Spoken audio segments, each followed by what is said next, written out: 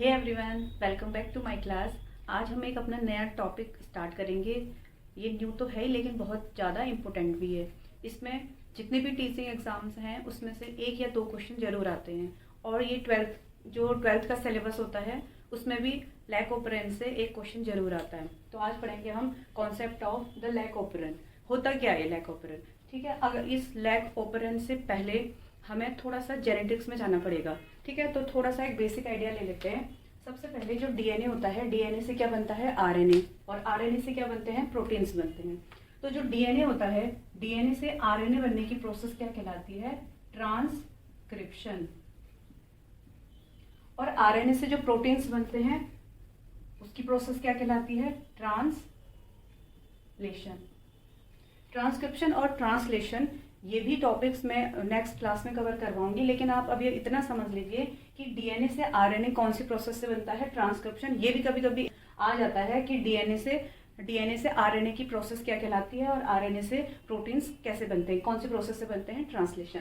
तो डीएनए से आरएनए किससे बनेंगे, ट्रांसक्रिप्शन से, और आरएनए से प्रोटीन्स ट्रांसलेशन से, ठीक है। अब आपको पता है कि जो डीएनए होता है वो प्रोकैरियोट्स और यूकैरियोट्स दोनों में होता है। तो याद रखना, प्रोकैरियोटिक के केस में जो डीएनए होता है वो पॉलीसिस्ट्रोनिक होता है और यूकैरियोटिक के केस में मोनोसिस्ट्रोनिक। अब ये जो पॉलीसिस्ट्रोनिक और मोनोसिस्ट्रोनिक क्या होते हैं, पॉली मतलब होता है मैनी, बहुत सारे, सिस्ट्रोनिक उसमें क्या होता है, जैसे एक ये डीएनए है, इस डीएनए से क्या बनता है, एमआरएनए बनता है। तो इस एमआरएनए से क्या बनेंगे, बहुत सारे क्या बन जाएंगे, प्रोटीन्स बन जाएंगे। लेकिन जो मोनोसिस्ट्रोनिक होता है, मोनो मीन्स होता है सिंगल, तो इस सिंगल से क्या हो जाता है, जैसे इसमें क्या हो गया, ये डीएनए हो गया, डीएनए से एमआरएनए बना, एमआरएनए से क्या बनेगा, एक ही प्रोटीन बनेगा, ठीक है। तो ये क्या हो जाते हैं, पॉलीसिस्ट्रोनिक और मोनोसिस्ट्रोनिक। ये हम जेनेटिक्स जब क्लास पढ़ेंगे तो उसमें बहुत डिटेल से पढ़ेंगे। अभी एक जनरल आइडिया मैंने इसलिए दिया है क्योंकि आगे चलकर जब हम ओपरॉन का मॉडल पढ़ेंगे तो उसमें हमें ट्रांसक्रिप्शन, ट्रांसलेशन, एमआरएनए से प्रोटीन बनता है, ये सब चीजें थोड़ा बहुत आइडिया होना चाहिए, इसलिए मैंने ये बेसिक बता दिया, ठीक है। अब हम पढ़ेंगे ओपरेंड। ओपरेंड को जब भी हम पढ़ते हैं तो हम क्या करते हैं, रेगुलेशन ऑफ जीन एक्सप्रेशन। अब जीन एक्सप्रेशन मतलब क्या है, देखो जैसे हमारे पूरी बॉडी किससे मिलकर बनी है, सेल से बनी है, और सेल्स में क्या होते हैं, डीएनए होते हैं, डीएनए में क्या होता है, जीन्स होता है। अब हमारी पूरी बॉडी में जितनी भी सेल्स होती हैं सब में जीन्स होती हैं। तो ऐसा क्यों नहीं होता है कि सारे जितने भी जीन्स होते हैं वो एक साथ अपने फंक्शन परफॉर्म करें, ऐसा तो नहीं होता है ना। जैसे हमारे मुंह की कोई सेल है, ठीक है। अब हमारे मुंह में क्या है, सलाइवरी ग्लैंड्स हैं, तो वो क्या कर रहे हैं, सलाइवा रिलीज कर रहे हैं। तो वो मुंह में ही क्यों एक्टिवेट हो रहे हैं, वो हाथों में क्यों नहीं हो रहे हैं, कहीं और क्यों नहीं हो रहे हैं। तो इसका मतलब क्या होता है, हमारे जो बॉडी है उसमें क्या होता है, पर्टिकुलर जगह पे ही जीन्स एक्टिवेट होते हैं। भले से वो हमारी पूरी सेल्स में है, लेकिन हमारी बॉडी की मैकेनिज्म क्या होती है, जहां पर उस सेल के अंदर जिस जीन को एक्टिवेट होना होता है वो वहीं पर होता है, यानी वहीं पर उस जीन का एक्सप्रेशन होता है। ये देखो जीन एक्सप्रेशन, जीन एक्सप्रेशन क्या है, जीन का एक्सप्रेशन वहां पर होता है जहां पर क्या नीड होती है। जैसे हमारे मुंह में सलाइवरी ग्लैंड है तो वो क्या करता है, वो हाथों में भी सेल है, मुंह में भी सेल है, लेकिन वो जीन अपने आप को एक्सप्रेस कहां पर कर रहा है, मुंह में ही कर रहा है, क्योंकि वहीं पर सलाइवा रिलीज होना है, ठीक है। तो इसका मतलब क्या है, कहने का मतलब ये है कि जीन क्या होता है, एक्सप्रेस करता है अपने नीड के अकॉर्डिंग, जहां पर उसको एक्टिवेट होना होता है वो वहीं पर एक्टिवेट होता है। उसका रेगुलेशन कैसे होता है वो हमें देखना है, ठीक है।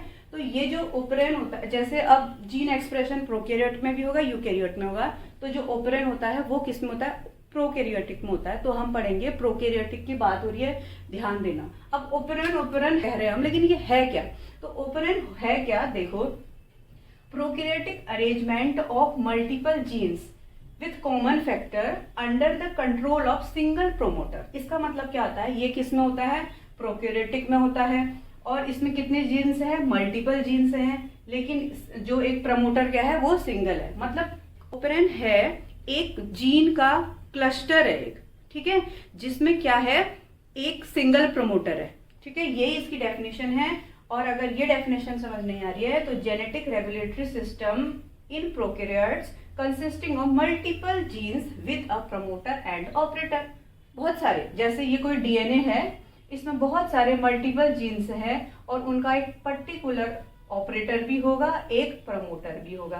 तो ये क्या है, एक पूरा ओपेरॉन है। तो ग्रुप ऑफ जीन्स कह सकते हो आप, क्लस्टर ऑफ जीन्स कह सकते हो, जिसमें क्या है मल्टीपल जीन्स हैं, लेकिन उनका प्रमोटर और ऑपरेटर क्या है, एक सिंगल है। ठीक है, ये तो हो गया ओपेरॉन के बारे में। अब इसका हम देखते हैं स्ट्रक्चर कि ओपेरॉन कैसे काम करना। जो लैक ओपेरॉन का कॉन्सेप्ट है वो कब आया था, वो आया था 1961 में। Francis Jacob and Jacques Monod ने इस कॉन्सेप्ट को दिया था, इसलिए इसको जैकब और मोनार्ड का कॉन्सेप्ट भी कहते हैं। अब देखो, जैसे मैंने कहा था कि जो ये लैक ओपेरॉन होता है ये किसमें होता है, प्रोकैरियोट्स में होता है। तो जैसे सपोज ये बैक्टीरिया का एक डीएनए है जिसमें क्या है, ये ओपेरॉन का एक सेगमेंट है। अब इस सेगमेंट को हम यहाँ पर बना रहे हैं। तो याद रखना कि जो ओपेरॉन का सेगमेंट होता है उसमें 7 सेगमेंट होते हैं। इसी सेगमेंट को क्या कह रहे हैं हम, ओपेरॉन। अब इसमें क्या है, देखो इससे पहले हम ये 5 टर्म्स समझेंगे, तब हमें क्या है पूरी तरीके से ओपेरॉन समझ आ जाएगा। ठीक है, अब मैंने आपको क्या बताया था कि जब किसी प्रोकैरियोट्स में यानी किसी बैक्टीरिया में, हमने एग्जांपल लिया था ई कोलाई का, अगर उसमें क्या होता है लैक्टोज का ही तो हमें ब्रेक डाउन करना है ना ग्लूकोज में, तो इसीलिए हमें इतनी सारी प्रोसेस करनी पड़ रही है। तो ये जो लैक शब्द आया था ये इसी लैक्टोज से आया था। ठीक है, अब देखो सबसे पहले स्ट्रक्चरल जीन्स। स्ट्रक्चरल जीन्स क्या होते हैं, ये 3 टाइप के, Z, Y और A, इनको कहते हैं स्ट्रक्चरल जीन्स। ठीक है, और इधर के होते हैं कंट्रोलर जीन्स, इनको कंट्रोलर जीन्स कहते हैं, उनको स्ट्रक्चरल जीन्स कहते हैं। स्ट्रक्चरल जीन्स में क्या होता है, ये क्या होते हैं, एक्टिव होते हैं, और ये क्या करते हैं, आगे चल के mRNA बनाते हैं, mRNA से फिर क्या बनाते हैं, प्रोटीन्स बनाते हैं। और देखो ZYA यानी Z क्या बनाएगा, बीटा गैलेक्टोसिडेज, और Y बनाएगा परमिएज, और A बनाएगा ट्रांस एसाइटिलेज। जो ये बीटा गैलेक्टोसिडेज होता है ये क्या करता है, जो लैक्टोज होता है, लैक्टोज को ग्लूकोज और गैलेक्टोज में कन्वर्ट कर देता है। ठीक है, कौन सा, बीटा गैलेक्टोसिडेज। और जो परमिएज होता है, परमिएज के नाम से ही पता चल रहा है, परमिट देना मतलब क्या करना, ये जो लैक्टोज है, ये जो कोई लैक्टोज था इधर सॉल्यूशन में, ई कोलाई के अंदर इसको एंटर करना, मतलब परमिएज क्या करता है, परमिएबल बना देता है लैक्टोज को उस सेल के अंदर एंटर करने के लिए। और जो ट्रांस एसाइटिलेज है उसका एज सच फंक्शन अभी नोन नहीं है। ठीक है, तो ये हम पता चल गया स्ट्रक्चरल। और प्रमोटर क्या होते हैं, प्रमोटर होते हैं जहां पर ऐसी साइट जहां पर आरएनए पॉलीमरेज क्या हो जाता है, जुड़ता है, और क्या करता है mRNA और प्रोटीन करके रिप्रेशर प्रोटीन बनाता है। और ऑपरेटर क्या होता है, ऑपरेटर क्या होता है, जहां पर ये रिप्रेशर प्रोटीन जुड़ते हैं उसको कहते हैं ऑपरेटर। और रेगुलेटर जीन क्या होते हैं, रेगुलेटर जीन क्या होते हैं, इस सेगमेंट में ओपेरॉन के एक होता है आई, जिसको इनहिबिटर जीन कहते हैं। ये क्या करते हैं, इनहिबिट करते हैं यानी रेगुलेट करते हैं जीन को। ये यहाँ पर इनहिबिटर जीन मतलब रोकते हैं प्रोसेस को। ये क्या है, कैसे, ये आगे पढ़ेंगे। और इंड्यूसर होता है लैक्टोज, मतलब कि जब लैक्टोज ही प्रेजेंट नहीं होगा तो ये प्रोसेस कैसे होगी, लैक्टोज इंड्यूस कर रहा है इस पूरी प्रोसेस को। लैक्टोज की वजह से ही तो इसको इतने सारे प्रोसेस करके अंदर जाना है, फिर उसको ग्लूकोज में बदलना है। यानी लैक्टोज क्या कर रहा है, इंड्यूसर का काम कर रहा है, इसको लैक्टोज, इसको इसलिए इंड्यूसर कह रहे हैं। तो ये चीज समझ आ जानी चाहिए कि जो ओपेरॉन होता है उसमें 7 सेगमेंट्स होते हैं, PIPOZYA। इसको याद कर लेना, ये कभी कभी पूछते ही हैं। Z क्या करता है, बीटा गैलेक्टोसिडेज बनाता है, Y परमीज बनाता है, और A क्या बना, ट्रांस एसाइटिलेज। और ये क्या करता है, बीटा गैलेक्टोसिडेज होता है, उसका फंक्शन होता है कि लैक्टोज का ब्रेक डाउन करना ग्लूकोज और गैलेक्टोज में। जो Y होता है परमीज बनाता है, और परमीज का जो फंक्शन होता है वो क्या होता है, जो बैक्टीरिया है उसमें क्या होता है, लैक्टोज को एंटर कर जाना उसके जीन में, यहाँ भेज देना, उसको परमीबल बना देना लैक्टोज के लिए। और ट्रांस एसिटाइलेज का अभी तक कोई फंक्शन हमें पता नहीं है। तो इतनी सारी चीजें तो आपको समझ आ गई होंगी।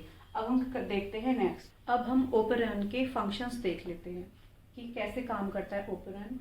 व्हेन लैक्टोज इज अब्सेंट, जब लैक्टोज अब्सेंट होता है, और जब व्हेन लैक्टोज इज प्रेजेंट, और जब लैक्टोज प्रेजेंट होता है, तो ये अपना ये जो ओपेरॉन होता है ये कैसे वर्क करता है। मैंने क्या कहा है, जब लैक्टोज अब्सेंट है, मतलब अब्सेंट मतलब वहां पर लैक्टोज नहीं है, वही वाली चीज कौन सी, वही पोटैटो वाली।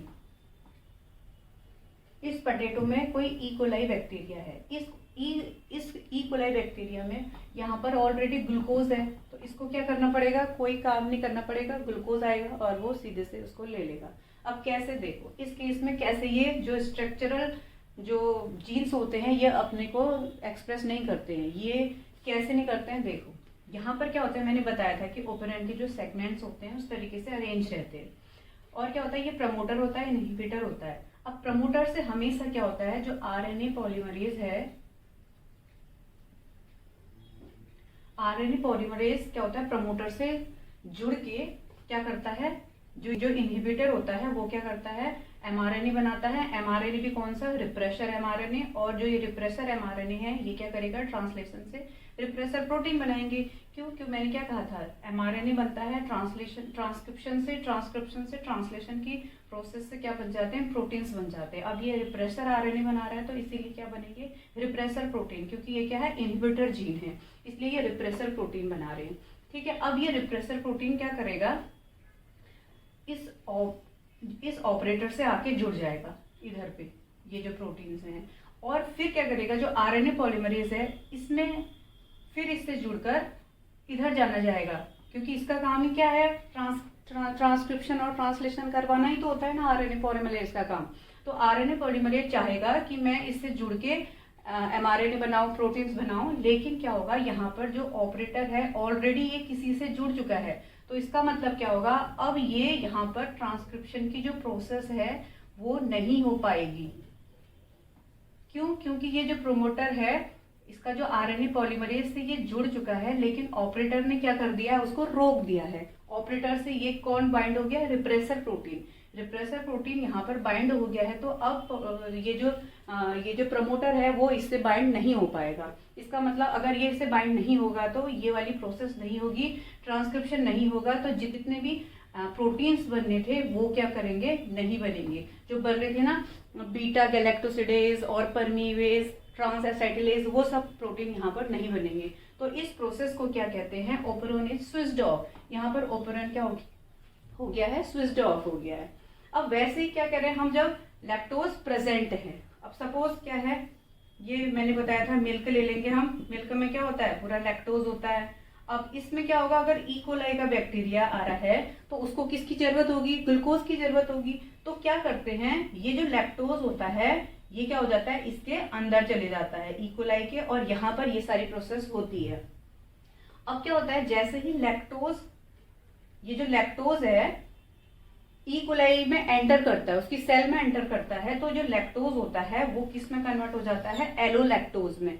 ये भी कभी कभी क्वेश्चन पूछने को आ जाता है कि लैक्टोज किस में कन्वर्ट होता है, एलोलैक्टोज में। अब देखो क्या होता है, जैसे ये सेगमेंट्स बताया था, तो इसमें जो आरएनए पॉलीमरेज है, आरएनए पॉलीमरेज से जुड़ता है प्रमोटर से, और क्या करता है, जो इनहिबिटरी जीन्स होते हैं ये एमआरएनए बनाते हैं, वही रिप्रेसर आरएनए बनाते हैं और रिप्रेसर प्रोटीन बना देते हैं। अब मैंने क्या कहा था, देखो वहां पर तो हमारे पास कोई लैक्टोज नहीं था, लेकिन यहाँ पर क्या है, यहाँ पर एलोलैक्टोज है। एलोलैक्टोज पहले ही क्या कर जा रहा है, इस रिप्रेसर प्रोटीन से जुड़ जा रहा है एलोलैक्टोज।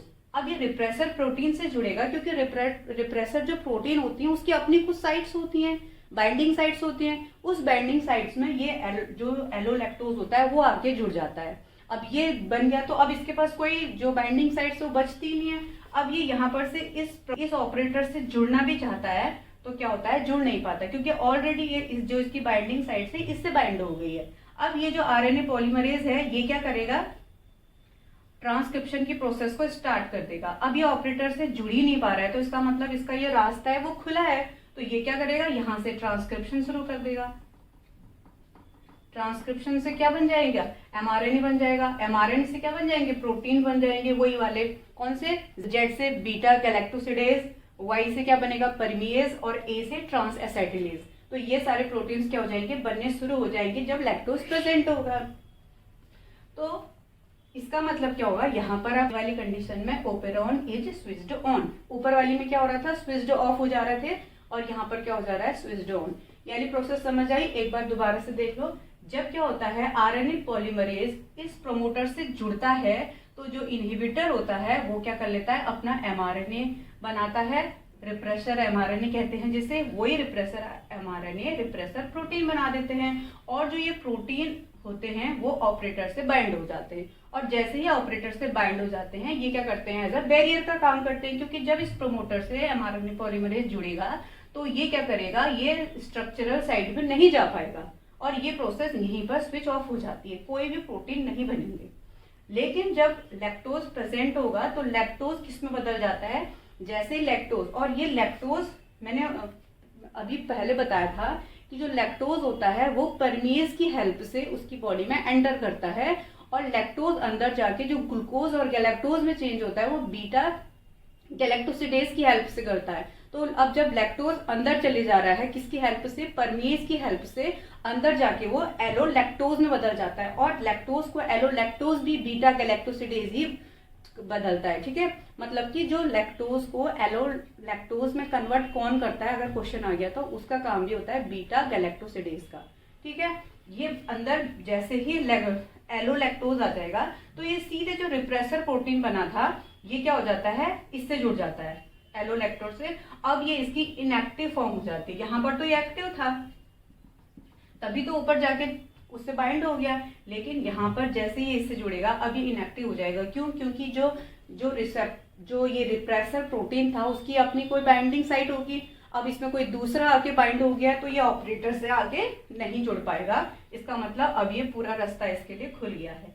अब यहाँ पर आरएनए पॉलीमरेज जब इससे जुड़ेगा तो ये क्या करेगा, ऑपरेटर उसको परमिशन दे देगा और यहाँ से ट्रांसक्रिप्शन की प्रोसेस स्टार्ट हो जाएगी, एमआरएनए बनेंगे, प्रोटीन्स बनेंगे, ये सब चीजें बनेंगी। तो इस तरीके से क्या होता है, इन प्रोकैरियोटिक्स जो लैक ओपरेन होता है ये काम करता है। और ओपरेन क्या होता है आपको पता ही चल गया होगा कि जो डीएनए का जो सेगमेंट होते हैं जिसमें क्या होता है पर्टिकुलर जीन्स होते हैं, क्लस्टर ऑफ जीन्स होते हैं इन प्रोकैरियोट्स। ठीक है, इनके अपने एक सिंगल प्रोमोटर होते हैं, सिंगल ऑपरेटर्स होते हैं। तो कैसी लगी आज की क्लास, अगर आपको क्लास अच्छी लगी तो लाइक कर दीजिए और मिलते हैं नेक्स्ट क्लास में। Till then bye.